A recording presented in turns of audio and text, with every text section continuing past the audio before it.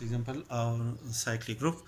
Show that the set Cn, whose elements are e raised to power 2k pi iota divided by n for k is equal to 0, 1, 2, 3 up to so on up to n minus 1, is a group of nth root of unity under multiplication.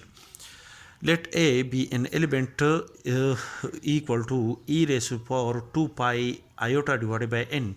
When k is equal to 1, then e raised to power 2 multiplied by 1 phi iota divided by n is equal to 2 pi iota divided by n, and is denoted by A. Then this element is an element of the set Cn, and Cn is a group of nth root of unity. Since each element e raised to power 2k pi iota divided by n is in the form of e raised to power 2 pi iota divided by n whole raised to power k, and this element is denoted by a raised to power k for k is equal to 0, 1, 2, 3 up to so on up to n minus 1.